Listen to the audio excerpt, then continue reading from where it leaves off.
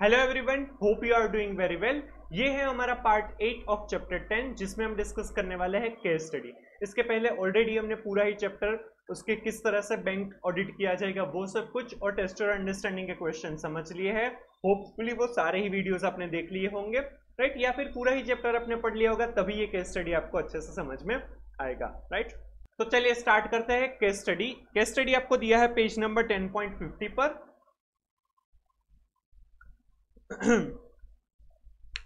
CAM is conducting statutory audit of branch of MMC Bank. During the course of audit, it is noticed as under CAM है वो MMC bank की एक branch का audit कर रहे हैं और उनको कुछ नीचे पॉइंट्स दिए हैं वो उनको पता चले हैं, मिले हैं।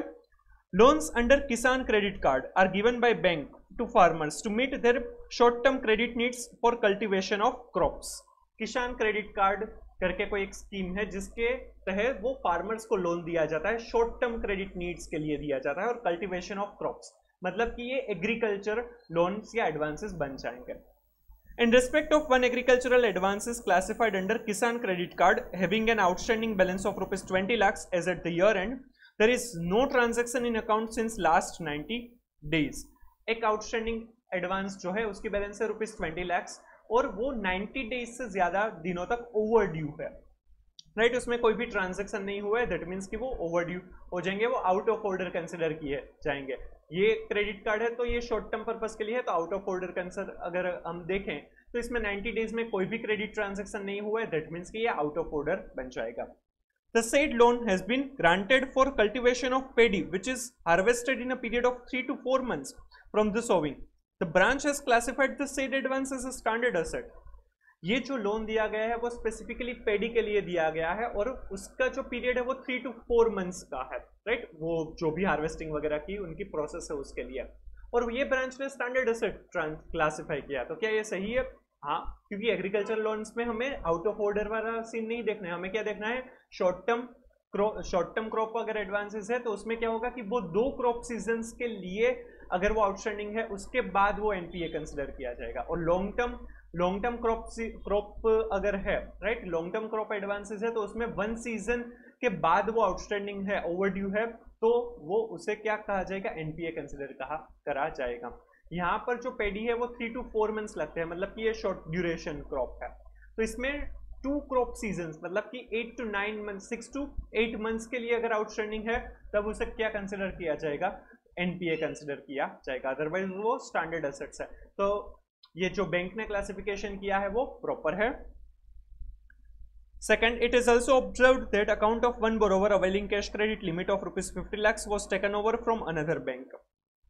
एक जो बोरोवर ने 50 लाख रुपीस क्रेडिट लिए हुए थे, राइट, वो दूसरी बैंक ने टेकन ओवर कर दिए, टेक ओवर फाइनेंस जैसा हो गया। The proposal was sanctioned by branch manager instead of immediate next higher authority as required in manual of delegation of powers of bank. ये जो भी प्रपोजल है वो किसने सैंक्शन किया, ब्रांच मैनेजर ने सैंक्शन किया, जो अलाउड नहीं है। किसको करना चाहिए था, इमीडिएट हायर पर्सन को, ब्रांच मैनेजर के ऊपर जो पर्सन है उनको ये ऑथोराइज करना चाहिए था, right, as per the manual of delegation of power of bank, but वो नहीं हुआ है, ब्रांच मैनेजर ने ये सैंक्शन किया, तो ये गलत चीज है। थर्ड पॉइंट उनको मिला है, it is noticed that head office of bank has flagged a savings account maintained in branch in which interest was wrongly paid at higher rate due to wrong data feeding entry. ऐसा देखा गया है कि head office ने ऐसा mark किया हुआ है कि यहाँ पर जो ब्रांच के में जो सेविंग्स अकाउंट है उसमें हायर रेट पर इंटरेस्ट दिया हुआ है क्योंकि रॉन्ग डेटा एंट्री हुई है। Now situation has been rectified by debiting excess interest paid in the account. अब वो जो एक्सेस इंटरेस्ट था उसको डेबिट करके वो जो गलती थी वो सुधारी गई है। Since there was a little balance in savings account, a debit balance of rupees 1.5 lakh was created in the said saving account due to above reversal. अब वो जो एक्सेस इंटरेस्ट अमाउंट थी वो रिवर्स किया गया, राइट, बट अब saving account में जो क्रेडिट बैलेंस थी वो कम थी, इसीलिए डेबिट ज्यादा किया गया, तो क्या हो गया, अब डेबिट बैलेंस 1.5 लाख हो गए। पहले क्रेडिट सेविंग्स अकाउंट में तो वैसे भी क्रेडिट बैलेंस ही होती है, कभी भी जाए तो, कभी भी देखे तो यहाँ पर क्रेडिट बैलेंस कम थी, उस वजह से उसमें डेबिट ज्यादा कर दिया, जो एक्सेस इंटरेस्ट था उनको, तो वो डेबिट ज्यादा कर दिया, इस वजह से 1.5 लाख रुपीस की डेबिट बैलेंस हो गई है। The matter was immediately informed to account holder. Account holder को वो तुरंत बताया भी गया कि भाई आप वो 1.5 लाख रुपीज है वो रिटर्न कर दीजिए. However, he has not turned up for payment since matter was informed to him about 6 months ago. 6 महीने पहले बताया था, अभी तक वो अकाउंट होल्डर ने वो 1.5 लाख रुपीस नहीं दिए हैं. उन्होंने तो वो ज्यादा एक्सेस अमाउंट मिली है तो वो शायद उन्होंने यूज कर लिए होंगे. राइट, चलिए अब देखते हैं आगे क्या होगा इसका. फिर fourth point, there are many cash credit accounts in the branch. Such borrowers are required to submit monthly stock statements to branch showing calculation of drawing power. बहुत सारी कैश क्रेडिट फैसिलिटीज है तो उसमें स्टॉक स्टेटमेंट सबमिट करना है monthly और उनके साथ ड्रॉइंग पावर भी कैलकुलेट करके सबमिट करना है.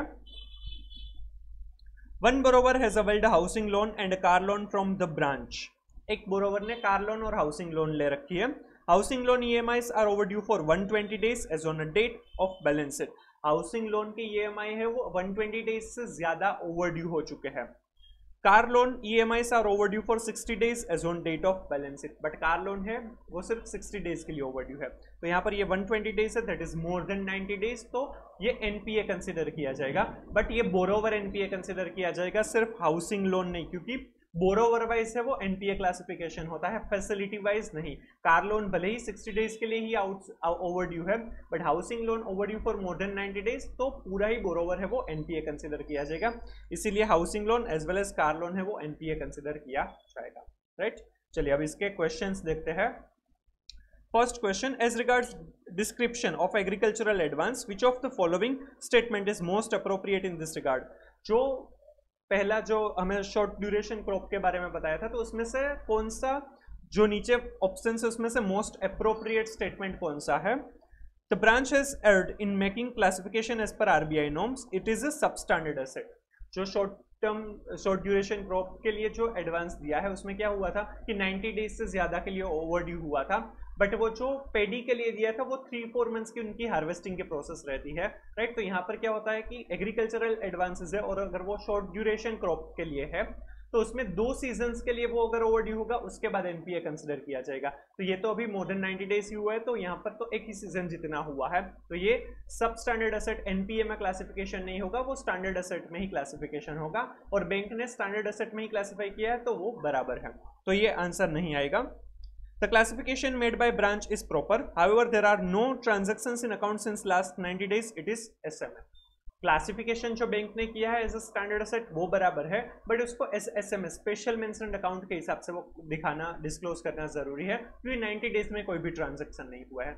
बट एग्रीकल्चरल एडवांसेस के लिए ऐसा SMA में क्लासिफिकेशन करना वो कुछ बताया नहीं गया है, तो वो करने की जरूरत नहीं है, तो ये भी आंसर नहीं आएगा. The classification made by branch is proper. Branch ने जो क्लासिफिकेशन किया है वो बराबर है. वैसे अभी देखने जाए तो वो बराबर आंसर लग रहा है, बट डी ऑप्शन भी देख लेते हैं. The branch has erred in making classification as per RBI norm. It is a doubtful asset. जो बैंक है, ब्रांच है, उन्होंने गलती की है क्लासिफिकेशन में, ये डाउटफुल एसेट होना चाहिए, ये तो बिल्कुल गलत है. राइट, तो आंसर आएगा C. क्लासिफिकेशन बराबर हुआ है क्योंकि ये शॉर्ट ड्यूरेशन क्रॉप के लिए एडवांसेस थे, तो वो 2 सीजन्स के लिए अगर ओवरड्यू होते हैं उसके बाद NPA कंसिडर किया जाएगा. तो यहाँ पर ऐसा नहीं हो रहा है, इसीलिए वो स्टैंडर्ड एसेट है, NPA क्लासिफाई नहीं होगा. राइट, ब्रांच ने जो किया है वो बराबर है. Second question, regarding taken over account from another bank, which of the following statement is most appropriate. Taken over account है, मतलब कि जो सेकंड सिचुएशन दी थी उसके बारे में, यहाँ पर उसके लिए मोस्ट अप्रोप्रिएट क्या है. It is an internal issue. यहाँ पर क्या हुआ था कि जो ब्रांच मैनेजर ने सैंक्शन किया था, जबकि जो मैनुअल है डेलीगेशन ऑफ पावर की, उस हिसाब से वो इमीडिएट हायर अथॉरिटी को करना चाहिए था, तो मतलब गलत हुआ है. यहाँ पर ऑप्शन है, it is an internal issue of bank and auditor is not concerned with it. ये इंटरनल इश्यू है, ब्रांच मैनेजर करे या उनके सीनियर करे. राइट, इसमें ऑडिटर को पढ़ने की जरूरत नहीं है. It is an internal issue of bank, however the auditor may at his डिस्क्रिएशन report it. हाँ, ये इंटरनल इश्यू है, बट ये ऑडिटर के इच्छा, उनके डिस्क्रिएशन, उनके जजमेंट के बेसिस पर है कि उनको रिपोर्ट करना है या नहीं. Third option, it is a serious violation of laid down procedure of bank for sanction of advances and should be reported by auditor without pay. ये सीरियस वायोलेशन है कि जिस तरह से प्रोसीजर, जिस तरह से बैंक को काम करना चाहिए था, उनके स्टाफ को काम करना चाहिए था, उन्होंने उस तरह से काम नहीं किया है. मतलब कि जिसकी अप्रूवल की अथॉरिटी थी उन्होंने सैंक्शन नहीं किया है, तो ये गलत है और ऑडिटर को विदाउट फेल वो रिपोर्ट करना ही चाहिए. And option D, there is no issue involved as credit facility was properly sanctioned. वो जिस तरह से सैंक्शन होनी चाहिए थे वो प्रॉपरली सैंक्शन हुई है, उसमें कोई भी प्रॉब्लम नहीं है। यहाँ पर आंसर आएगा सी। ये गलत चीज है, सीरियस वायोलेशन है, प्रोसीजर को फॉलो नहीं किया है तो ये गलत है, तो ऑडिटर को रिपोर्ट करना ही होगा। Simple. Third question, as regards debit balance of ₹1.5 lakhs in savings account, which of the following is correct from point of view of an auditor. जो सेविंग अकाउंट में गलती से ज्यादा रेट पर इंटरेस्ट चला गया था, उस वजह से उसको रिवर्स किया, तो एक सेविंग अकाउंट में डेबिट बैलेंस हो गया 1.5 लाख रुपीस। अकाउंट होल्डर को बताया, फिर भी वो उनके लिए पेमेंट नहीं कर रहे, बैंक में वो अमाउंट है वो रिपे नहीं कर रहे हैं। तो इस केस में ऑडिटर के पॉइंट ऑफ व्यू से सबसे अप्रोप्रिएट करेक्ट आंसर क्या है? This situation does not attract RBI norms on asset classification. ये जो सिचुएशन है उसमें आरबीआई की नॉर्म्स असेट क्लासिफिकेशन रिगार्डिंग जो है वो एप्लीकेबल नहीं होगी। Second option, the debit balance of ₹1.5 lakh should be classified as NPA. जो 1.5 लाख रुपीस की जो डेबिट बैलेंस है उसको एज एनपीए कंसिडर करना चाहिए। Option C, the situation does not attract RBI norms on asset classification as no credit facility was granted. वो saving account में balance थी, इसीलिए यहाँ पर डेबिट बैलेंस हुआ। वो क्रेडिट फैसिलिटी तो थी नहीं, वो सेविंग अकाउंट की बैलेंस थी, तो यहाँ पर क्रेडिट फैसिलिटी ही नहीं है, तो आरबीआई की नॉर्म्स एप्लीकेबल नहीं है। And option D, the bank can not demand excess interest paid to account holder. Bank की गलती थी तो बैंक को भुगतना चाहिए, राइट? कि बैंक ने गलती से ज्यादा एक्सेस अमाउंट दे दी है तो वो अकाउंट होल्डर के पास से वो फिर से नहीं मांग सकते, वो डिमांड नहीं कर सकता, राइट? ऐसा तो नहीं चलता है। यहाँ पर आंसर आएगा बी। ये 1.5 लाख रुपीस है वो गलती से ही चले गए हैं, बट अकाउंट होल्डर को तो पता था ना कि भाई ये उनके पैसे नहीं है, तो वो नहीं यूज करने चाहिए था। और इवन बैंक ने बताया फिर भी वो पे नहीं कर रहे, और वो डेबिट बैलेंस है वो 6 मंथ से ज्यादा टाइम के लिए हो गया, मतलब कि ओवर ड्यू हो रहा है, मोर देन 90 डेज। तो उस केस में यहाँ पर क्या होगा, वो एनपीए क्लासिफाई किया जाएगा, right? Fourth question, which of the following statement is not true about drawing power. Drawing power के बारे में कौन सा नीचे दिया गया स्टेटमेंट है वो गलत है? Drawing power refers to the amount calculated based on primary security less margin as on particular date. Drawing power का मतलब है कि प्राइमरी सिक्योरिटी में मार्जिन को डिडक्ट करने के बाद जो भी अमाउंट आती है वो ड्रॉइंग पावर होता है ऑन पर्टिकुलर डेट। तो ये सही है, जो स्टॉक डेटर्स जैसे प्राइमरी सिक्योरिटी है तो उसमें मार्जिन मनी को डिडक्ट करने के बाद जो अमाउंट मिलती है वो ड्रॉइंग पावर है। हमने टेस्ट और अंडरस्टैंडिंग 4 भी समझा हुआ है, तो ये तो सही है, तो ये तो आंसर नहीं आएगा। It is always less than sanction limit, ये हर बार सैंक्शन लिमिट से कम होगी। ये देखते हैं, it can be different from sanction limit, ये सैंक्शन लिमिट से कुछ अमाउंट अलग हो सकती है, तो ये तो सही है। ड्रॉइंग पावर और सैंक्शन लिमिट दोनों ही अलग अलग होते हैं, सही नहीं, सेम नहीं होते हैं। सैंक्शन लिमिट है वो पूरा टोटल एक्सपोजर है, जबकि जो ड्रॉइंग पावर है वो जो असेट्स है उसका पर्टिकुलर डेट पर कितनी उसकी पोजीशन है कंसिडरिंग मार्जिन मनी, उसके बाद कितनी अमाउंट है वो होता है। तो सैंक्शन मनी, सैंक्शन लिमिट और जो ड्रॉइंग पावर है वो दोनों डिफरेंट तो होंगे ही, तो ये भी आंसर सही, तो ये भी स्टेटमेंट जो है वो सही है, मतलब कि आंसर नहीं है ये। And last, creditors for goods are reduced for purpose of calculating drawing power. Creditors for goods है वो जनरली स्टॉक्स में से माइनस किए जाते हैं, क्योंकि वो क्रेडिटर्स है उनको पे नहीं किया गया है, तो वो तो स्टॉक जो भी परचेस किया है उसके लिए पेमेंट नहीं हुआ है, उसके लिए लायबिलिटी है, तो वो उतनी एसेट नहीं कंसिडर की जाएगी, उतनी एसेट रिड्यूस की जाएगी। तो ये भी सही है, ये भी स्टेटमेंट सही है, राइट? तो ये भी आंसर नहीं आएगा, आंसर आएगा B. It is always less than sanction limit, हर बार सैंक्शन लिमिट से कम हो ऐसा जरूरी नहीं है, क्योंकि ड्रॉइंग पावर ऐसी चीज है कि कितनी प्राइमरी जो भी सिक्योरिटीज है, करंट एसेट्स जनरली होती है, तो वो उनकी वैल्यू कितनी है उसमें से मार्जिन मनी डिडक्ट किया जाता है, और जो मिलता है वो ड्रॉइंग पावर होता है।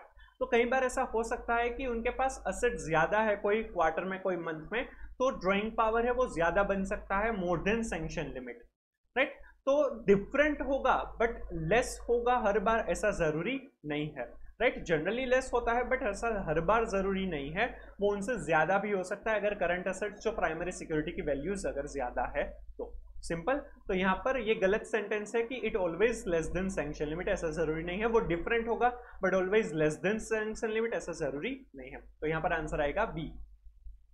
लास्ट एमसीक्यू है, considering housing loan and car loan availed bye a borrower, which of the following statement is appropriate. Housing loan के केस में जो ईएमआई है वो ओवरड्यू था फॉर 120 डेज, जबकि कार लोन में वो ओवरड्यू था फॉर 60 डेज। तो हाउसिंग लोन तो एनपीए हो गए, तो वो पूरा ही बोरोवर एनपीए हो जाएगा। कार लोन भले ही overdue for more than 90 days नहीं है तो एनपीए नहीं होगा, बट यहाँ पर फैसिलिटी वाइज एनपीए नहीं होता, वो बोरोवर वाइज होता है, इसीलिए। Both housing loan as well as car loan should be classified as NPA in accordance with RBI norms on asset classification. दोनों ही NPA कंसिडर किए जाएंगे, ये स्टेटमेंट सही है।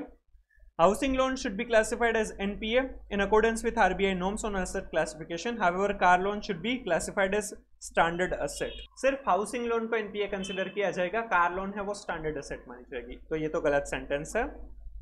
Car loan should be classified as NPA in accordance with RBI norms on asset classification. However, housing loan should be classified as standard asset. ये तो बिल्कुल गलत है।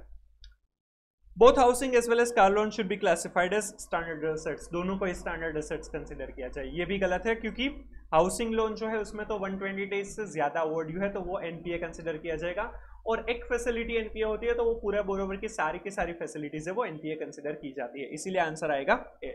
सिंपल। तो ये था केस स्टडी, होप आपको ये पूरा ही समझ में आ गया होगा। क्लियर? अगर कुछ भी डाउट है तो आप बिंदास कमेंट कर सकते हैं। बाकी अगर आपको ये वीडियो अच्छा लगा है तो please like and share the video and please subscribe the channel. Next video में हम टेस्टेड नॉलेज के क्वेश्चन, एमसीक्यूज और करेक्ट इनकरेक्ट हम समझेंगे, so stay tuned. Thank you so much.